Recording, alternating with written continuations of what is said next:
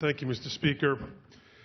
I wish I can count how many times members of Congress have come to this floor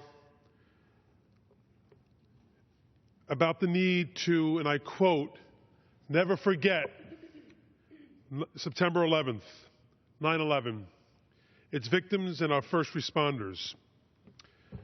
Members have offered resolutions, they've given speeches, they've come to the floor with shocking images that are already seared into our minds forever.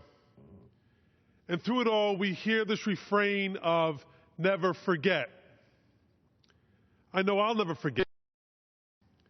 I will never forget the friends and the family member I lost that day.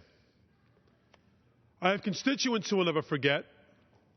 They will never forget the phone call they may have received that day of a loved one lost, or the neighbor they saw for the very last time.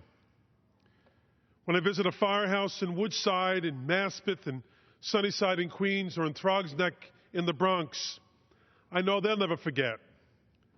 But I also know that this is not just about my constituents, not just about my city of New York, not just about my state of New York, but this is about the United States of America.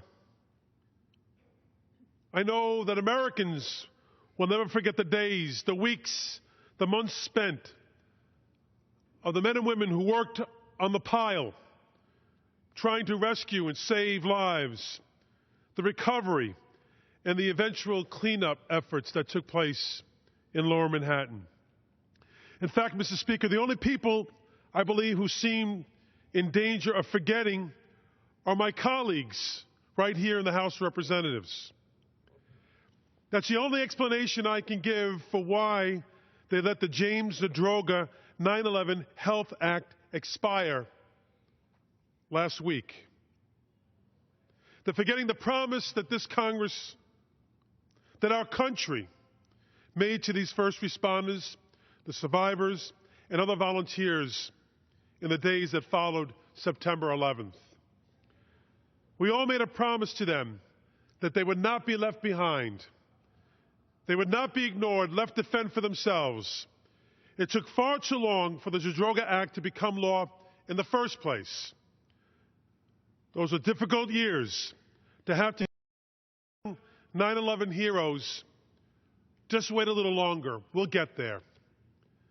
But eventually we did get it done because it was the right thing to do.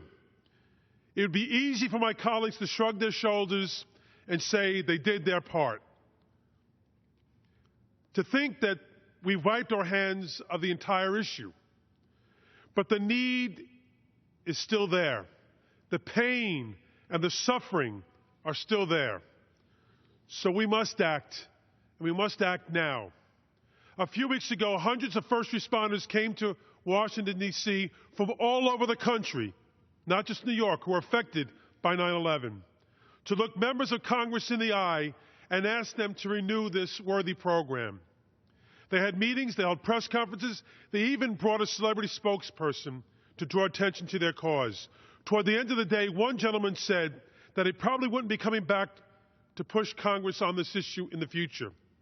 Now, I wish that none of them would have to come back because we'd be able to tell them that we took action and permanently established this program. But the reason he's not going to be coming back is because he has stage 4 cancer. Stage 4 cancer as a result of his work on the pile looking for his friends. He may not be coming back at all.